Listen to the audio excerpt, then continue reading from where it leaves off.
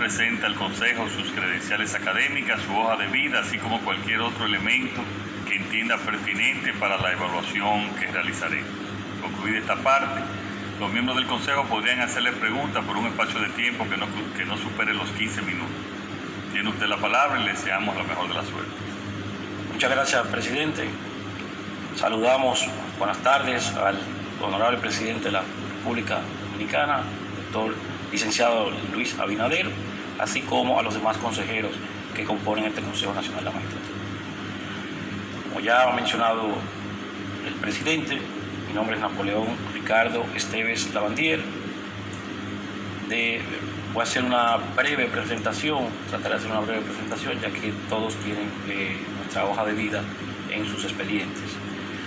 En nuestra capacitación podemos destacar que tenemos especialidad en Derecho Civil, realizada en la Universidad Autónoma de Santo Domingo. Tenemos especialidad de Derecho Procesal Civil en la Pontificia Universidad Católica Madre y Maestra, así como tenemos un magíster en Derecho Constitucional y Procedimientos Constitucionales en la misma Pontificia Universidad Católica Madre y Maestra. Nos graduamos de abogado en el año 1999 en la Universidad Autónoma de Santo Domingo, es decir, que tenemos 24 años de ejercicio. Hemos ejercido la carrera de Derecho durante 24 años. Fuimos abogado ayudante en la Suprema Corte de Justicia desde el año 2000 al 2020, del 2022 al 2006, y luego pasamos al ejercicio pleno en nuestra oficina privada. Luego hemos pasado a formar parte de la Suprema Corte de Justicia desde el 5 de abril del 2019, posición que actualmente ocupamos. En nuestra actividad académica podemos decir que somos docentes de las diversas universidades, sobre todo de la Universidad Autónoma de Santo Domingo y de la Pontificia Universidad Católica Madre y Maestra, así como de otras instituciones que se dedican a la enseñanza del derecho. En cuanto a nuestra labor doctrinal, hemos producido algunas obras de derecho, como son la Casación Civil Dominicana, el Recurso de Apelación Civil Dominicano, las competencias supremas, que consisten en el recurso de revisión penal y la jurisdicción penal privilegiada.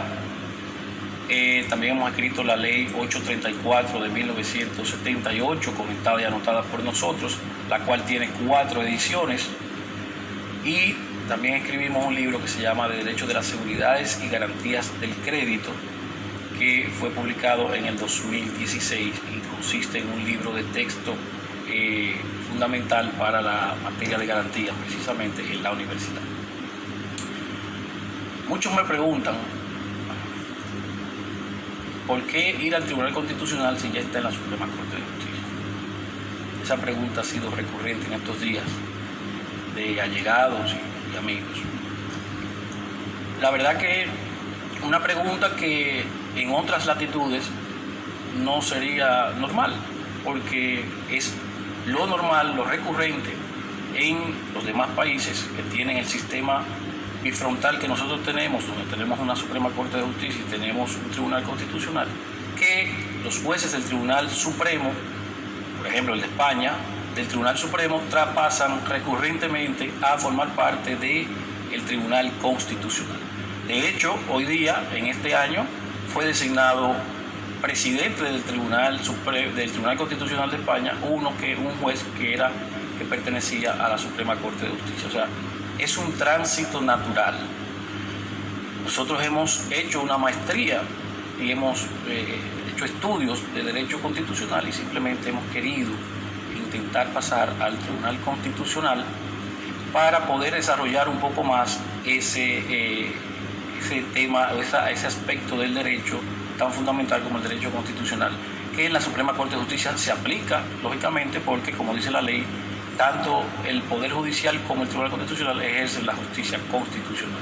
Entonces, esa ha sido la motivación por la que hoy nos presentamos aquí. Estamos a su disposición. Gracias, presidente. Sí, muchas gracias, doctor magistrado. Vamos a dar la palabra al consejero senador Bauta Rojas. Gracias, presidente. Buenas tardes, magistrado. Buenas tardes. Bueno, usted en su presentación ha tocado una partecita que me inquietaba. Antes de la Constitución del 2010, este trabajo, esta aspiración no la tuviera. Eso se encontraba en el lugar donde usted justamente se encuentra ahora. Entonces yo no puedo desaprovechar en este escenario su condición de magistrado de la Suprema Corte de Justicia, su condición de docente dilatado, de acuerdo a la información que tenemos de usted, para que nos hable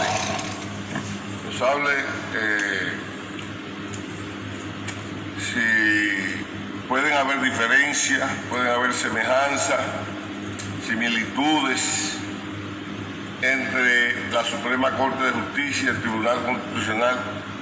¿Qué usted opina de ese traslado de un lugar a otro? Usted ha dado algunas razones, pero que nos detalle más en su condición de docente y parte ya de la judicatura nacional. Bien, ciertamente que hablaba de semejanzas y diferencias de los dos órganos, el Tribunal Constitucional y la Suprema Corte de Justicia. Ciertamente, los dos órganos pertenecen a lo que se conoce como el poder jurisdiccional del Estado. Los dos comparten el poder jurisdiccional. La Suprema Corte de Justicia, antes del 2010, como usted bien ponía, tenía el monopolio de esa función o esa rama del Estado que es la función jurisdiccional. Hoy día ya la comparte, a partir de la Constitución del 2010, con el Tribunal Constitucional y con el Tribunal Superior Electoral. Esos tres órganos conforman lo que se ha denominado las altas cortes. Esa trilogía de cortes son las altas cortes de la nación. Y forman también, y ha sido la crítica en la doctrina, de lo que se llama el poder contramayoritario.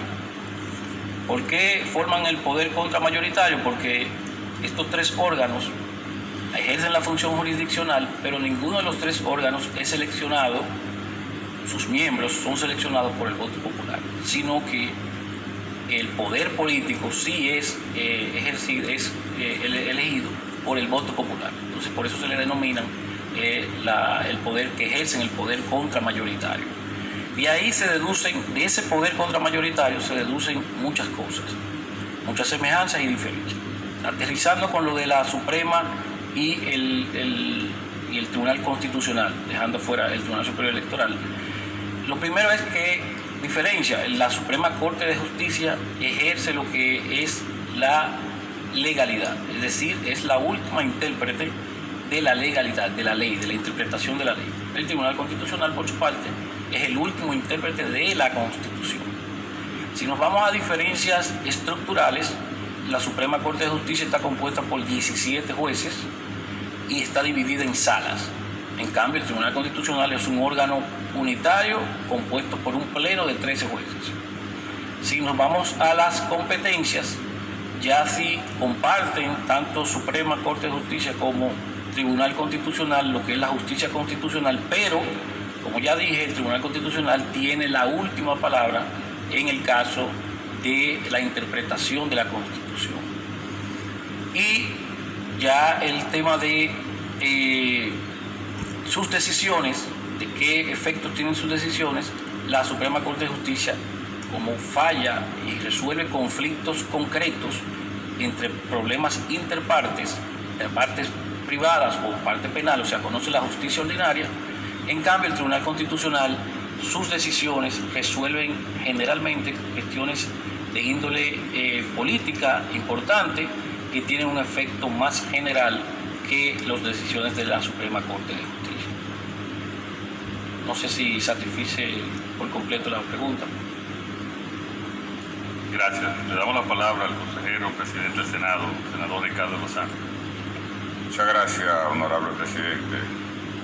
Señor Napoleón, siguiendo el orden de su ponencia, en todos los países donde se ha creado un órgano de control concentrado de constitucionalidad fuera del Poder Judicial, se han generado fricciones, por lo que muchos han denominado choque de trenes.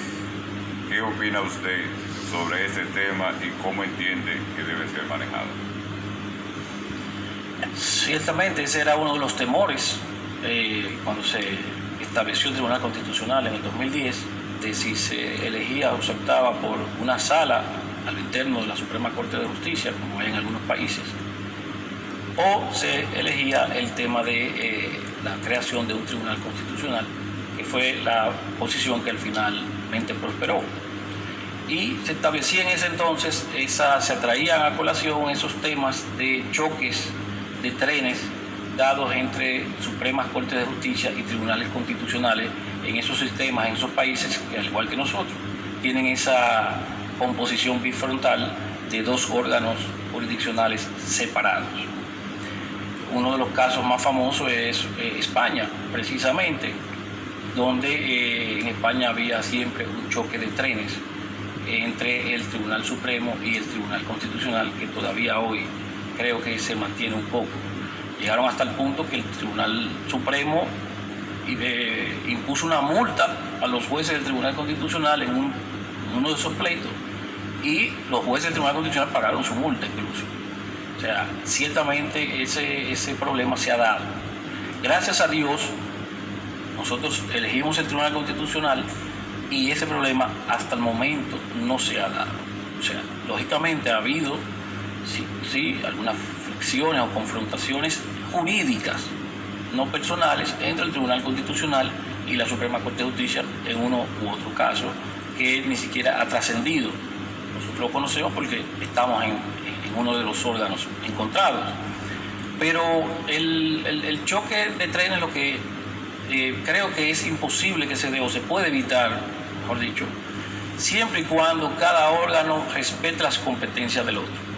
A mi juicio, tanto en la Constitución como en la ley adjetiva están muy claras las competencias de uno u otro órgano. Y siempre y cuando el Tribunal Constitucional no se inmiscuya en temas de legalidad que le corresponde exclusivamente al Poder Judicial, no habrá problemas. Pero asimismo, siempre y cuando el Tribunal Constitucional ejecute las decisiones del Tribunal Constitucional, cuyas decisiones son vinculantes para la Suprema Corte de Justicia. Claro, hay casos en los que el derecho es interpretación. Ya ese positivismo a ultranza que teníamos ya no existe. O sea, ciertamente hay casos en los que el aplicador del precedente, que generalmente lo va a hacer los jueces del Poder Judicial, no solo de la Suprema Corte de Justicia, el que va a aplicar el precedente que dicta el Tribunal Constitucional, tiene que hacer una labor, no es que lo aplique automático, sino que tiene que hacer una labor de interpretación de si ese precedente enmarca dentro del caso de la especie que se esté evaluando. Entonces, siempre y cuando ambos órganos respeten las competencias del otro, no creo que se produzca ese choque de trenes. Postulo que debe de haber siempre y creo que lo ha habido entre nosotros en el país, una comunicación, un diálogo constante y permanente entre ambas cortes. Pero el Tribunal Constitucional no debe tener solamente ese diálogo con el Poder Judicial, sino también con los demás poderes del Estado, a los cuales controla en tanto órgano extrapoder que es el Tribunal Constitucional. El manejo del tema es simplemente respetar las competencias y un diálogo constante jurídico, y que el debate de las ideas y del derecho sea lo que prime en esas discusiones. Sí, le damos la palabra ahora al consejero presidente de la Cámara de Diputados, Alfredo Pacheco. Buenas tardes, magistrado. Buenas tardes. Según su criterio, ¿a qué usted cree que obedece, por un lado, la irrecusabilidad de los jueces del Tribunal Constitucional y por otro lado la exigencia de una mayoría calificada para adoptar decisiones por parte de ese tribunal? ¿Usted cree que eso es correcto, que eso ayuda? ¿Cuál es su opinión sobre el particular? Bueno, el tema de la irrecusabilidad, como usted menciona, que lo establece la ley orgánica de la 13711 de los procedimientos constitucionales, tiene una finalidad muy sencilla, y es que lo que trata de preservar el legislador es el quórum de decisión para poder decidir del Tribunal Constitucional.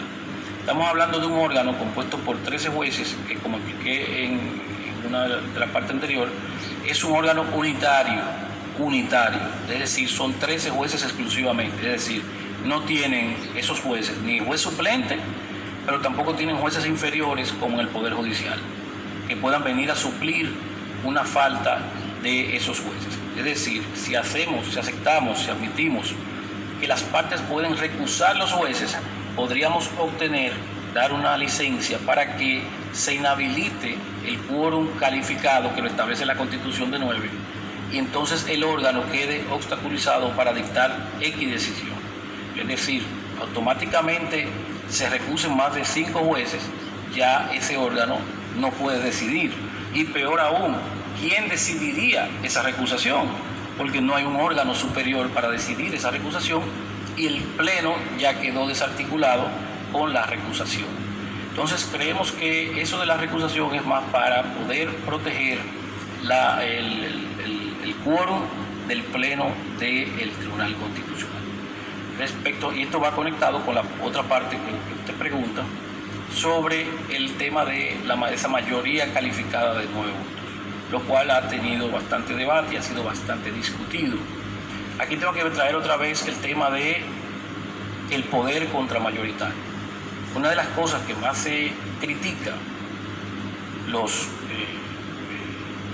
filósofos que critican al poder contramayoritario, al poder de los jueces, es que precisamente el poder contramayoritario es que en el caso del Tribunal Constitucional 9 jueces, o sea, esa mayoría de 9 jueces, puede declarar inconstitucional, anular un decreto del presidente, una ley del Congreso Nacional. Es decir, puede anular actuaciones de los poderes políticos que fueron elegidos por el voto popular.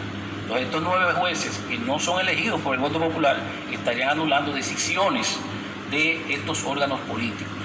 Entonces, esa crítica que se hace al poder contramayoritario, peor sería si se admitiría que por simple voto de mayoría, que el voto sea simple, decidan tales cuestiones tan importantes. Es decir, estaríamos hablando que con una mayoría de 5 o 6 jueces en un tribunal podría decidirse la nulidad de esas actuaciones. Pero también está conociendo el Tribunal Constitucional contra decisiones dictadas por el Poder Judicial, es decir, por la Suprema Corte de Justicia, lo cual podría traer inseguridad jurídica. ¿Por qué? Porque todo justiciable que pasa todo un proceso, que todos sabemos aquí que lamentablemente los procesos son un poco extensos, y luego que pasa todo ese proceso va al Tribunal Constitucional y el Tribunal Constitucional anula una decisión. Entonces eso también tiene que tenerse bastante cuidado con ello. Ese voto mayoritario también procura que las decisiones del Tribunal Constitucional permanezcan lo más que se pueda en el tiempo. Es decir, que la solución ya dictada, ese precedente ya dictado por el Tribunal Constitucional, no sea cambiado cada 3 años. Por ejemplo, en esta ocasión el Consejo Nacional de la Magistratura está convocando para elegir 5 jueces. Es decir, una suma importante de jueces. Imaginémonos que estos 5 jueces llegan al Tribunal Constitucional con otras posiciones distintas en un sinnúmero de casos. Traería inseguridad jurídica, porque entonces cada vez que se renueve el Tribunal Constitucional habrían cambios jurisprudenciales, lo cual no es que es malo, pero tampoco es que es lo mejor que esté cambiando el Tribunal Constitucional de posición. Muchas gracias. Y le damos la palabra al consejero diputado Víctor Soto. Muchas gracias, señor presidente. Muy buenas tardes, magistrado. Buenas tardes.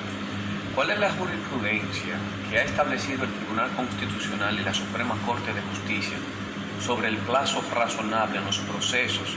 ¿Y cuál es su valoración del hecho de que muchos jueces en materia penal aún vencido el plazo expreso y taxativo establecido en el Código Procesal Penal, no declaran extintos los procesos, alegando circunstancia de complejidad del caso, conducta del imputado, entre otros, que se toman en cuenta en otros países en donde su legislación, contraria a la dominicana, no establece un plazo legal taxativo y donde sí se hace necesario tomar en cuenta esas circunstancias. Gracias, magistrado. Bien, parecería que ciertamente se estudia el expediente de cada quien, porque es una pregunta muy puntual en mi caso, porque creo que esa pregunta en mí busca la respuesta de un voto disidente que yo tengo reiterado en la Suprema Corte de Justicia. Fíjese, el proceso penal, en el proceso penal existe hay dos tipos de plazos. Está el plazo razonable, que es un plazo abierto, o sea, lo que el juez entienda que es razonable. Generalmente ese plazo razonable es interpretado en el tema que estamos hablando por la Corte Interamericana de Derechos Humanos. Y el otro plazo es un plazo determinado. ¿Qué sucede? El Código Procesal Penal Dominicano optó por establecer un plazo de duración máxima del proceso en su artículo 148. Es decir, no lo dejó a que el juez entienda cuándo puede terminar un caso, sino que estableció un plazo específico que es máximo de 4 años. Entonces, en los procesos penales, el imputado, que es quien generalmente lo va a pedir, lo va a solicitar, pide la extinción. O sea, si ya pasaron los 4 años, lo que se debe producir es la extinción del proceso, de la acción. Cuando el imputado solicita esta extinción, generalmente los jueces analizan, o generalmente no tienen que analizar la conducta procesal del imputado, pero del imputado. Entonces, esa conducta va a evaluarla ¿para qué? Porque si estamos hablando de un imputado que se dedicó a incidentar el proceso, no es que el incidente es descabellado o algo desleal o es algo ilegal, sino que ese incidente se valorará si es un incidente retardatorio o no. Esa es la evaluación que va a hacer el juez. Si es retardatorio, va a computar, no es que automáticamente va a rechazar esa extinción, sino que tiene que obligatoriamente evaluar qué tiempo le tomó ese incidente temerario o notoriamente improcedente. Y entonces lo va a computar, lo va a descontar de ese plazo. ¿Qué sucede? En los tribunales lo que hacen es que generalmente lo rechazan y ahora el Tribunal Constitucional, los jueces del Poder Judicial se han basado en una sentencia del Tribunal Constitucional que ha establecido que la carga laboral del tribunal, que las situaciones de los tribunales, etcétera. ¿Qué sucede? Nosotros hemos hecho una disidencia en casos que han pasado en la Suprema Corte de Justicia, donde hemos dicho que no es posible que al imputado le carguen el problema que tenga el sistema judicial, porque la ley habla del imputado. Entonces, en ese voto disidente que empecé siendo yo solo, luego se agregó el magistrado Boico y así se han ido agregando otros jueces y creo que andamos ya por 5 o 6 jueces, porque hemos tenido que dar esa decisión varias veces. Esa decisión del Tribunal Constitucional, a nuestro juicio, no evaluó lo que es la diferencia entre un plazo razonable y un plazo determinado por la ley. ¿De acuerdo? Gracias. Vamos a darle la palabra a la consejera magistrada procuradora, doña Miriam. Magistrado, esa imposibilidad de recusar a los miembros del Tribunal Constitucional no podría poner al justiciable en una situación de indefensión, porque, por ejemplo, si a mí me consta, si han dado manifestaciones objetivas de parcialidad en contra mía, entonces yo tengo que permitirle a ellos que conozcan mi caso. Algún tipo de salida podría ser que la recusación se decidiera con celeridad. Pero como que no es razonable que tú tengas que enfrentarte a un juez que ha dado manifestaciones públicas y ostensibles de una hostilidad frente a ti. Sí. Fíjese, ciertamente, como usted dice, el tema de la recusabilidad es algo que como está, puede darse el tema de, porque podríamos decir, mira, el Tribunal Constitucional no conoce casos concretos y por lo tanto no son interpartes, pero sí conoces, porque hay casos que no son interpartes, pero hay casos que sí. Por ejemplo, un amparo, una revisión de decisiones jurisdiccionales, ciertamente hay partes, hay intereses privados y puede que jueces del Tribunal Constitucional estén inhabilitados por cierta causa de recusación. Lo que hay que evaluar es qué quiso el que en la legislación que no está en la Constitución, el tema de los recusables de los jueces. Lo que se podría hacer es que en la práctica de la justicia ordinaria se dice que eso es incorrecto, pero lo que hace la parte generalmente que le van a pedir al juez que se inhiba. Se dice que eso es incorrecto porque la inhibición es algo interior del juez y voluntario del juez, que no me lo tiene que pedir una parte a mí. Pero como lo único que permite la ley es esa inhibición, yo creo que ahora mismo actualmente lo único que habría es esa solución de que la parte pida al juez que se inhiba, que sea parte del proceso. Aquí, que me faltó en la respuesta hubiera sido interesante decirlo en la respuesta al diputado Pacheco, cuando me preguntaba que si era correcto eso de la irresponsabilidad y de la mayoría, del tema de la mayoría. Yo creo que se podría evaluar si en algunos casos de las competencias del Tribunal Constitucional se debe atemperar y cambiar tanto lo de la mayoría como el tema de la recusabilidad. Ahora, lo que veo con el tema de la recusabilidad es que continúa siendo un problema quién va a conocer esa recusación. Porque aquí es un tema de la cantidad. Alguien proponía que lo que se debe prohibir a la parte es recusar a más de 5 jueces. Pero como yo puedo decir una parte, o sea, eso es insólito, o sea, yo decirle que no puede recusar más de 5 jueces. Si hay recusación contra si él tiene causa para recusar 9, las tiene y punto. Pero además pueden haber varias partes y cada parte recusa 2 partes. Entonces, el tema de la recusación ciertamente es un tema delicado porque es un tema que afecta un derecho del debido proceso, que es el tema de la imparcialidad, que es una parte que está atacando la imparcialidad del juez. Pero ahora mismo entiendo la intención del legislador al tema de la irregularidad. Y aparte de eso, puede haber jueces que aunque usted muy respetuosamente le diga cuáles son las causas, cuál es lo que usted entiende que obra como parcialidad de él, está bien, lo pensaré, y cuando tú das la espalda te hace... Recuerde que pasaba, y el Tribunal Constitucional en sus primeras decisiones resolvió ese problema, en la justicia ordinaria, que el Código de Procedimiento Civil establecía que cuando usted recusaba a un juez, usted tenía que pagar una fianza. Sí, la fianza. Y esa fianza la ponía el mismo juez. Entonces, ¿qué decían los jueces? No, a mí no me pide inhibición, recusa. Pero era porque sabía que no iban a poder pagar la fianza. Gracias a Dios, el Tribunal Constitucional declaró no conforme. Un momentito. ¿Cómo se puede definir el derecho a la autodeterminación informativa? ¿Y cuál es su relación con el habeas data? Perdón.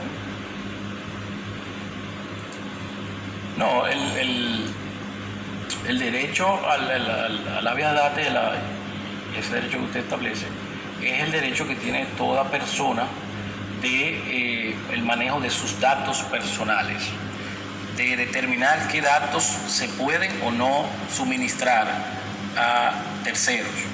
Es el monopolio que tenemos nosotros de nuestros datos personales. Y la habeas data es la vía procesal que tiene la parte para proteger, para reclamar la protección de ese derecho fundamental.